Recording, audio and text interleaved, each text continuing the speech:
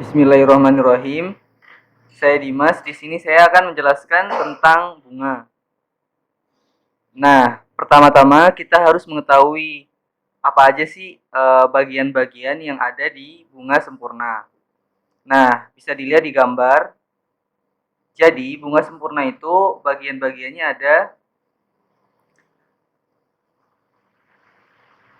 ada tangkai bunga. Lalu ada yang membesar ini namanya adalah dasar bunga. Nah, lalu di atasnya ada kelopak. Terus ada bagian bunga yang biasanya berwarna-warni yang terlihat yang membuat bunga itu terlihat indah. Nah, itu adalah namanya mahkota, mahkota bunga. Lalu ada yang namanya putik. Nah, putik ini adalah alat kelamin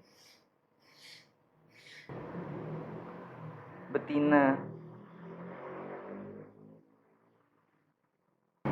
Nah, selanjutnya ada benang sari.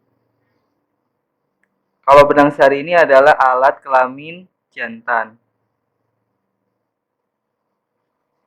Nah, itulah bagian-bagian bunga yang sempurna. Jadi apa aja tadi? Yang pertama adalah tangkai bunga. Nah, tangkai bunga ini berfungsi untuk menghubungkan antara bunga dengan batang. Nah, di bagian pangkal tangkai bunga itu ada bagian yang membesar, teman-teman. Nah, itu yang disebut yang bagian yang membesar tadi itu disebut sebagai dasar bunga. Lalu ada kelopak. Nah, kelopak ini adalah bagian bunga yang berfungsi untuk menutupi bunga ketika bunga itu masih dalam bentuk kuncup. Jadi kelopak ini yang menutupi bunga pada saat kuncup. Lalu ada mahkota. Nah, mahkota ini biasa disebut sebagai perhiasan bunga. Kenapa kok bisa disebut sebagai perhiasan bunga? Karena mahkota ini bisa membuat bunga itu semakin indah, dan mahkota ini memiliki berbagai macam warna dan berbagai macam bentuk sehingga membuat bunga itu semakin indah. Nah, sehingga mahkota itu disebut sebagai perhiasan bunga. Nah, putik ini adalah alat kelamin betina. Sedangkan benang sari adalah alat kelamin jantan. Nah, itu adalah bagian-bagian pada bunga yang sempurna. Nah, lalu teman-teman, ada bunga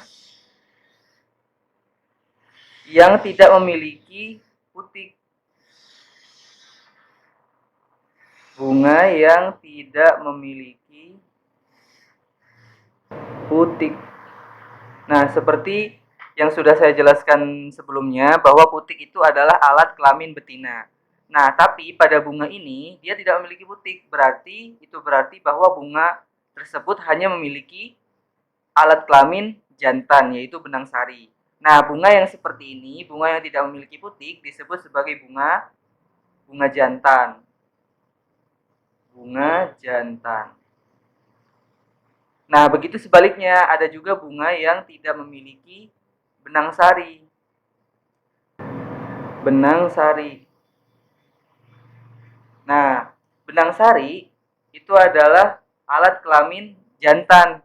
Nah, berarti bunga ini nggak punya alat kelamin jantan. Nah, bunga yang seperti ini kita sebut sebagai bunga betina. Nah, itu teman-teman. Jadi, bunga itu ada bunga sempurna, ada bunga jantan yang tidak memiliki putik, dan ada juga bunga betina yang tidak memiliki benang sari. Nah, selanjutnya kita akan membahas tentang fungsi bunga. Apa sih fungsi bunga itu? Nah, fungsi bunga itu adalah sebagai alat perkembang biakan. Alat perkembang biakan. Maksudnya apa sih sebagai alat perkembang biakan? Maksudnya bunga itu sebagai alat perkembang biakan dalam proses generatif. Nah, kalau dalam proses generatif berarti dia harus melibatkan proses yang namanya pembuahan. Pembuahan atau fertilisasi. Bertemunya sel telur dengan sel jantan. Nah, pembuahan ini tidak akan terjadi sebelum terjadinya yang namanya penyerbukan pada bunga. Penyerbukan itu apa? Penyerbukan itu adalah bertemunya serbuk sari pada kepala putik. Nah, kita ketahui benang sari ini, teman-teman, yaitu alat kelamin jantan tadi, dia bisa menghasilkan yang namanya serbuk sari. Nah, serbuk sari tadi yang dihasilkan oleh benang sari itu bisa menempel pada kepala putik. Nah, jika serbuk sari ini sudah menempel pada kepala putik, maka terjadilah yang namanya penyerbukan. Nah, ketika terjadi penyerbukan, maka akan dilanjutkan dengan proses fertilisasi atau pembuahan tadi. Sehingga dapat dikatakan bahwa bunga itu berfungsi sebagai alat perkembangbiakan generatif. Maksudnya seperti itu, teman-teman. Lalu ada pertanyaan nih, gimana bisa, apakah bisa gitu kan, benang sari itu bisa membuahi pada kepala putik pada bunga yang lain? Nah, jawabannya adalah bisa, teman-teman. Bagaimana caranya? Yaitu penyerbukan tadi itu bisa dibantu oleh yang pertama adalah dibantu oleh angin. Lalu yang kedua, penyerbukannya juga bisa dibantu oleh hewan. Hewan yang seperti apa? Misalnya hewan kupu-kupu. Lalu ada kumbang.